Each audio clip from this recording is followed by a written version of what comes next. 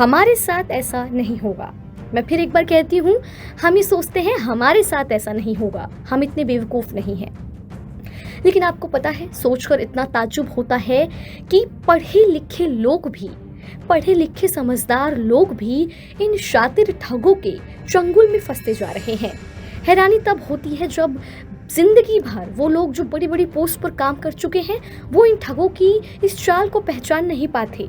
लेकिन सच मानिए, इसमें गलती उन लोगों की नहीं है, क्योंकि जो ठगी करते हैं ये सामने वाले के दिमाग में ऐसा डर का बीज बो देते हैं और ऐसा कर देते हैं कि अच्छा खासा इंसान भी सोचना समझना भूल जाता है। लेकिन आपको बता दें, ये जो ठग होते हैं ये बहुत बड़े 30 मार खान नहीं है।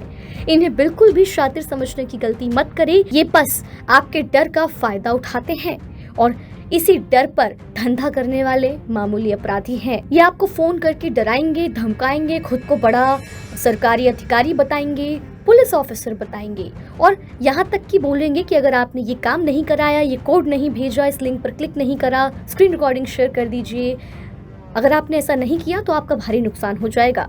आपको लगता है कि इस नुकसान से बचने के लिए वो जैसा कह रहे हैं हम ऐसा कर लेते हैं, लेकिन यही आपकी गलती साबित होती है। जब इंसान हड़बड़ी में आ जाता है तो उसका दिमाग काम करना बंद कर देता है और यहीं पर इन ठगों की सबसे बड़ी जीत हो जाती है। मध्य प्रदेश के ग्वालियर में ऐसा ही एक मामला सामने आया, जहां पर एक रेलवे के रिटायर्ड कर्मचारी, इनके साथ क्या हुआ आपको बता दें। सुबह 10 बजे उनके मोबाइल पर एक अनजान नंबर से घंटी बजती है। फोन करने वाला बोलता है कि वो उत्तर मध्य रेलवे में एक कर्मचारी है। उसने कहा कि सर, आपका पेंशन वेरिफिकेशन नहीं हुआ है और आज उसका आखिरी दिन है, इसे पूरा करा लीजिए और इसके लिए वीडियो कॉल करना होगा। अब आपको बता दें, जो शर्मा जी थे, यानी जो रिटायर्ड कर्मचारी थे, BL शर्मा जी, वो ठहरे ईमानदार सरकारी कर्मचारी। उन्हें लगा कि ये असली प्रक्रिया है। उन्होंने इसे असली प्रक्रिया समझा और वीडियो कॉल को फौरन एक्सेप्ट कर लिया। और ठगों के पास बैंक खाते की कुछ जानकारियां पहले से थी। दरअसल आपको बता दी, जो ठग होते हैं ये डार्क वेब के जरिए और कुछ इलीगल तरीकों के जरिए आपकी जो जानकारियां हैं वो जुटा लेते हैं। और ठगों ने जैसे ही शर्मा जी को बताया कि आपका बैंक जो है, बैंक का खाता वो इस बैंक में है और तमाम जो जानकारियां दी, इससे शर्मा जी का भरोसा पक्का हो गया। उन्हें लगा कि ये शायद रियल कॉल है। वीडियो कॉल के दौरान ठगों ने उन्हें अपनी बातों के जाल में फंसाया और बातों बातों में उनसे OTP ले लिया। आपको बता दें, ये ठग आपसे बातों बातों में OTP ले लेंगे या फिर आपको किसी लिंक पर क्लिक करने के लिए बोलेंगे। और सबसे तेज़ जो तरीका इस वक्त चल रहा है वो ये कि आपसे बोलेंगे आप स्क्रीन रिकॉर्डिंग शेयर करिए। आपको लगेगा कि स्क्रीन रिकॉर्डिंग शेयर करने में तो क्या ही हर्ज है। उसी दौरान ये आपको OTP भेजते हैं और वहाँ से ये दूसरे फ़ोन से वीडियो बनाकर उस OTP को फ़ौरन वेरीफाई कर लेते हैं। आपको बता दें, ये मामले 100% हकीकत होते हैं। साइबर फ्रॉड के मामले रोज़ाना बढ़ रहे हैं। वीडियो कटते ही शर्मा जी के फ़ोन पर धड़ाधड़ मैसेज आने लगे और जब उन्होंने मैसेज देखा तो उनके पैरों तले जमीन खिसक गई।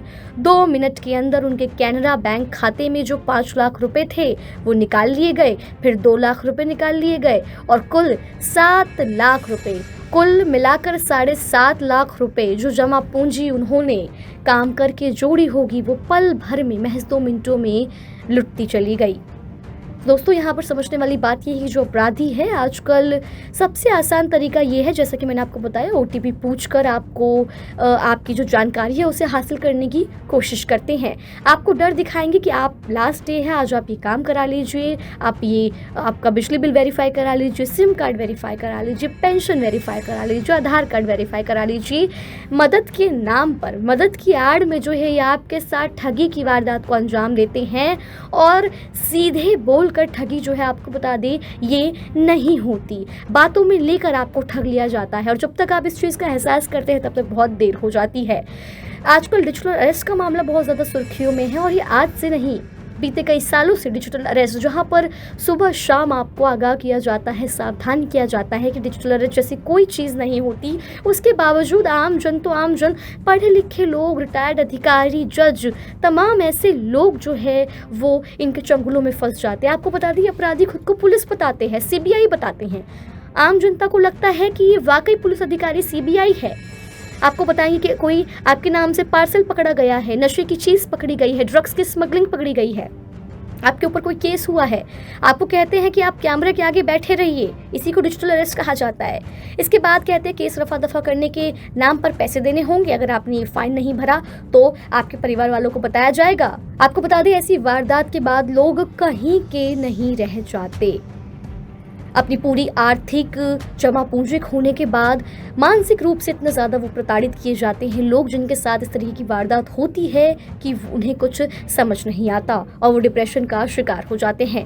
आपको बता दें, हाल ही में जो मामला हुआ 7.5 लाख रुपए की ठगी, कोई छोटी मोटी रकम ये नहीं है। आपको बता दें, किसी भी इंसान के लिए 7.5 लाख रुपए उन्होंने किस तरीके से जोड़े होंगे, जमा पूंजी अपनी पूरी जीवन भर कमा कर जोड़े होंगे और उनके साथ ये फ्रॉड हो गया। अब पुलिस पता लगाने में जुट गई है कि कौन था वो शातिर और किन किन खातों में ये जो रकम है वो ट्रांसफर की गई है, ताकि आरोपियों तक पहुंचा जा सके। बैंक की जानकारी जुटाई जा रही है, लेकिन जाते जाते इस बात को आप अपने दिमाग में बिल्कुल बांध लीजिए, याद कर लीजिए, समझ लीजिए कि कोई भी सरकारी विभाग हो, कोई भी बैंक हो, कोई भी अधिकारी हो, कोई भी आपसे फ़ोन कॉल पर OTP, पासवर्ड, बैंक डिटेल्स नहीं मांगता। अगर मांग रहा है तो ये फ्रॉड है और ना ही कोई आपको फ़ोन पर अरेस्ट कर सकता है। ऐसा कोई नियम नहीं है कि आपको फ़ोन पर कैमरे के आगे अरेस्ट किया जाए। माना कि चीज़ें डिजिटल हो गई है, पर अरेस्ट डिजिटल नहीं किया जा सकता। अगर आपको किसी तरीके का ऐसा कोई मैसेज आता है तो डरने की ज़रूरत नहीं है, ठंडे दिमाग से काम ले, फ़ोन काट दीजिए। फ़ोन काटना सबसे सरल और सटीक और सबसे आसान तरीका है इन अपराधियों से बचने का। हमें लगता है कि फोमो क्रिएट हो जाता है, फियर ऑफ मिसिंग आउट। हमें लगता है कि अगर हमने कॉल नहीं उठाई, इनकी बात नहीं मानी, तो हमारे साथ वो नुकसान हो जाएगा जिस नुकसान का वो डर दिखा रहे हैं। लेकिन ऐसा नहीं होता है। फ़ोन काटे और फ़ोन काटने के बाद बैठना नहीं है, आप तुरंत अपने नज़दीकी पुलिस स्टेशन या साइबर सेल को इन्फॉर्म करें। किसी भी लिंक पर क्लिक ना करें और किसी को अपना OTP बिल्कुल भी ना बताएं।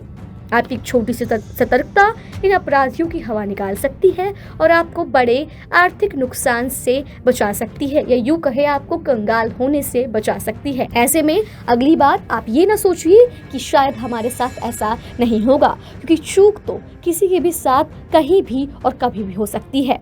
वीडियो अच्छा लगा हो तो वीडियो को लाइक एंड शेयर जरूर करिए।